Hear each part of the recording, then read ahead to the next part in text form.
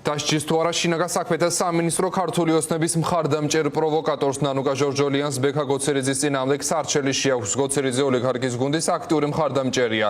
ის ძალადობით ემუქრება ყველას, ვინც ოცნების რეჟიმს აკრიტიკებს. მან არერთი შეურაცხყოფა მიაყენა ნანუკა ჟორჟოლიანსაც. თამარ დემეტრაშვილი უერთდება ფორმულას პირდაპირ ეთერს. თამარ, გისმენთ.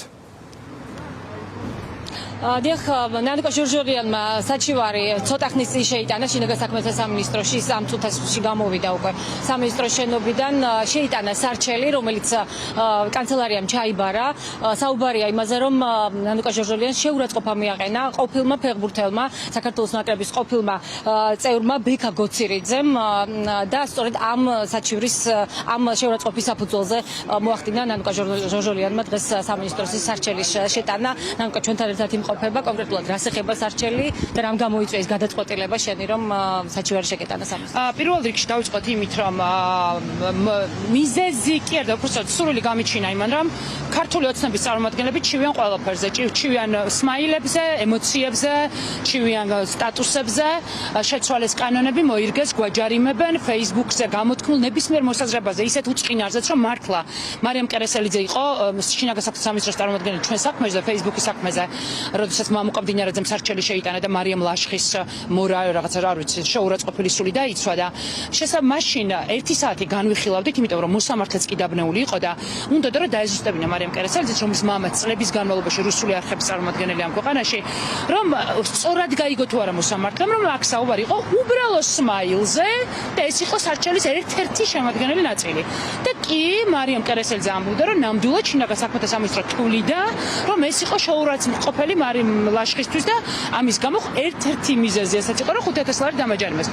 შესაბამისად, მესმის ძალიან ობიექტური და ლეგიტიმური მოსაზრება ადამიანებისა, რომლებიც ამბობენ, რომ აზრი არ აქვს, ესენი კანონებს თავისთვის ირგებენ, ხო და მაინტერესებს ტესტი მინდა, რომ ამათ ჩაუტარო რა, რომ რა ხდება მაშინ, როდესაც ყოფილი ფეხბურთელი არა რა, და ყოფილი სპორტსმენი არა.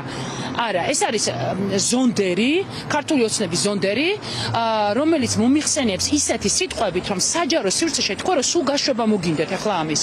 და მაყურებლისთვის იმის ჩვენება მე რაზე ვიჩვენე, თქვენ ამას ვერ გაუშვებთ, იმიტომ რომ ასეთი სიტყვები გადაფარვა მოგვიწევს ყველა თლიანად, იმიტომ რომ ასეთი სიტყვები საჯარო სივრცეში ვერ ხვდება. და მაინტერესებს რა ხდება, როდესაც ეს მთელი ტიტუშკების არმია დაირაზმნენ ახლა და ასაფორთებენ და ასე შემდეგ. და ამბავი საიდან დაიწყო, მინდა რომ მაყურებელმა გაიგოს, აი რატო გადაწყვიტა ამ ბიჭმა ესე გადარეულმა ამ ამბავში ჩართვა. მაშინ როდესაც იყო ქალაქის მერის კახიკალის წარდგენა, ეს ბატონი ტიტუშკა, ბატონი და ტიტუშკა ერთმანეთს არ უხდება, მაგრამ მაინც მიბრძანდა მასთან ამ პრეზენტაციაზე. იქედან ეთყობა ცოტა ნაშრომმა ჩამოიარა, რუსთაველზე პროვოკაცია მოაწყო, ჯაყვით, აი დანით, ჩართული კამერით და იმ ადამიანებმა, რომლებმაც ამ პირის ბექას გარიდება, გოცირიძის გარიდება მოახერხეს, ისინი დააკავეს დღეს ამ ბიჭის სარჩელით. მიუხედავად იმისა, რომ დანა ამოუვარდა, მიუხედავად იმისა, რომ პოლიციელებს ამოვარდნენ დანა მიუტანეს როგორც მტკიცებულება აქციის მონაწილეებმა, მიუხედავად იმისა, რომ განრიდება თხოვეს, მიუხედავად ამ ყველაფერისა დააკავეს აქციის მონაწილეები და ეს ბიჭი დღეს თავისუფლად დადის, რატომ? იმიტომ რომ არის ტიტუშკა და არის ზონდერი. და შემდეგ უკვე როდესაც მე დავიცავი, ბუნებრივად დავიცავი აქციის მონაწილეები, ამის შემდეგ გადაწყვიტა, რომ მე აი და არა მხოლოდ მე არ ვიცოდი ამ ბიჭის არსებობა, პირველად მაშინ გავიგე, წარმოუდგენელი ლექსიკით მოიხსენიებს ძალიან ბევრ ადამიანს, იმუქრება და მოკლედ არ ვიცი. შესაბამისად ვნახოთ რა ძვარი ექსპერიმენტია. რა ჩაიბარეს სარჩელი, რა პროცედურა შორის? უპრობლემოდ ვიცოდნენ ფაქტიურად, რომ მე აქ მოვიდოდი, იმიტომ რომ მიხდეს რომ ხვალ ამ ნომერზე უნდა დავრეკო და საქმის წარმომადგენელი ვინ იქნება მეტყვიან და ვნახოთ რა სიზამე, რამდენი დააჯარიმებენ, ჩვენ რო სმაილებში 5,000 ლარს გვახტევინებენ, დედის გინებაში საკუთარ ტიტუშკას რა პასუხს მოსთხოვენ. მადლობა.